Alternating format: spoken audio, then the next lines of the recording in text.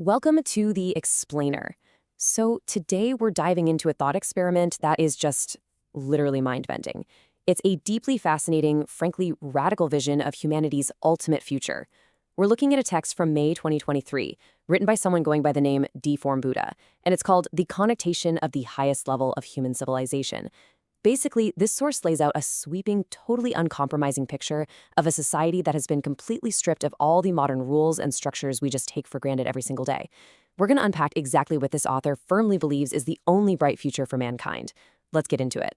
Okay, to really grasp this, we have to look at the stark contrast between our current reality and this text's vision. Think about the scaffolding of our everyday lives: laws, currency, passports, even the whole institution of marriage and family. Well, according to the author, when humanity hits its absolute peak, the highest civilization, none of that exists. It's an absolute blank slate, literally zero traditional structures, no money to earn, no country to belong to, and absolutely no legal system to punish or protect you.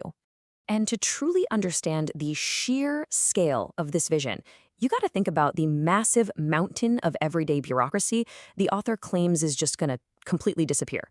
We're not just talking about abstract things like the state here. We're talking about the everyday certifications we rely on to keep things safe and orderly. ID cards, driver's licenses, work permits, gone. Even the credentials we think are absolutely crucial for public safety, like medical licenses for the surgeon operating on you, judge certifications, business licenses, they will completely cease to exist.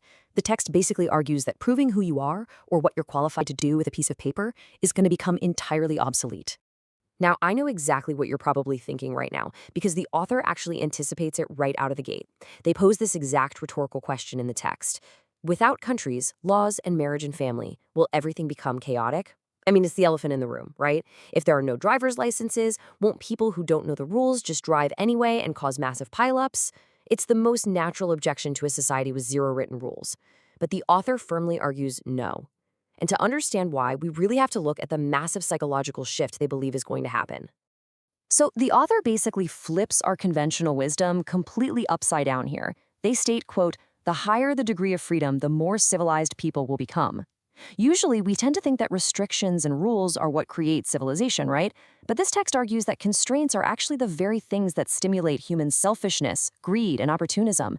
In their view, if you just remove the boundaries entirely, people will naturally exude truth, goodness, beauty, love, sincerity, and trust.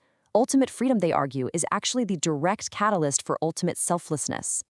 Returning to that traffic example for a second, because it's a great way to picture this. Without laws or licenses, why wouldn't the roads be a total disaster? Well, the text gives a very specific answer. It says the unskilled driver simply will not drive on the road because he loves others more than he loves himself. Think about that. Public safety in this envisioned world doesn't rely on police pulling you over or hefty fines. It relies entirely on this universal internal virtue. The author truly believes all disputes and dangers will just melt away, simply because people will always prioritize the collective well-being over their own personal desires.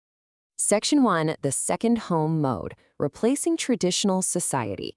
So how is this society actually organized physically if there are no nations or cities? The author proposes that tens of millions of what they call second homes will be born across the earth.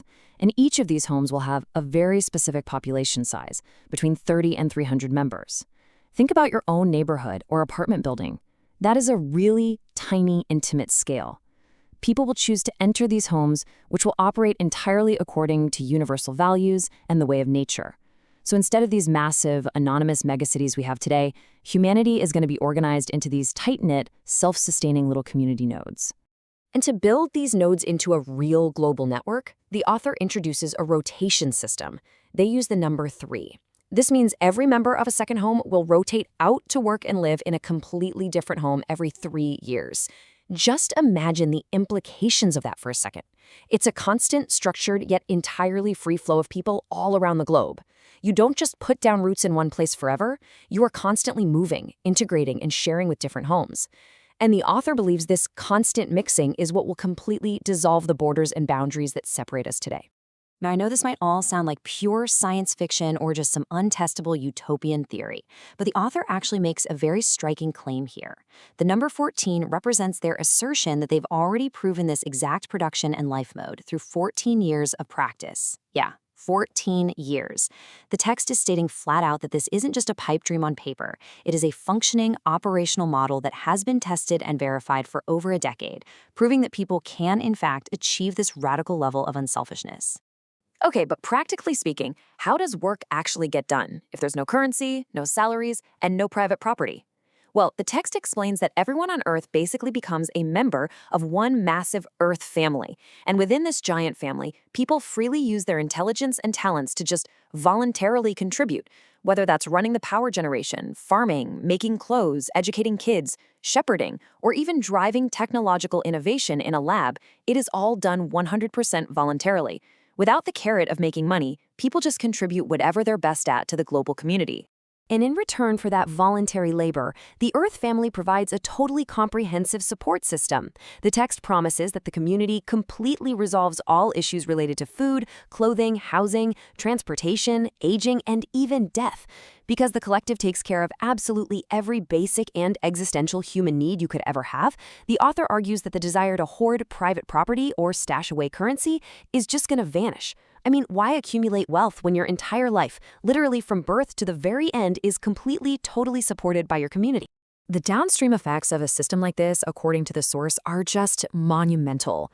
Because people are constantly rotating globally and their needs are entirely met, the author asserts that all our massive global woes will just become a thing of the past. National, party, religious, and cultural barriers disappear. War and turmoil, history. Hunger is totally eradicated, and the probability of crimes that are born from scarcity or greed, stuff like theft, robbery, corruption, and fraud, will basically drop to zero. It's a vision of total global pacification, and it's all achieved through absolute freedom and collective care. Section 2. The Ultimate Claim. Unsurpassed. Theory and Practice. The author definitely acknowledges that readers are going to have 100,000 questions about how this system actually works. But you really have to look at the sheer absolute confidence of this claim.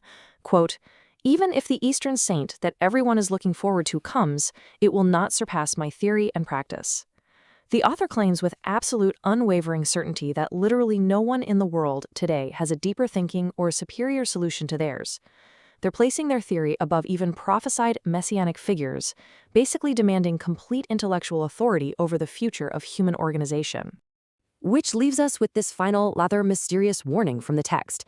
The author states that humanity has only one bright future, and that is to follow their exact path.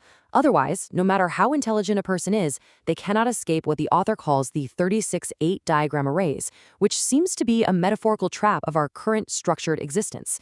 And it brings us to a really profound thought to take away from this explainer today. Does human nature inherently require the structures, laws, and boundaries we've built over millennia? Or is the author right? Is ultimate, unregulated freedom truly the only way to unlock an era of universal selflessness and escape the traps of modern society? It is a deeply radical utopian vision, and it really forces us to question absolutely everything we know about how we live together.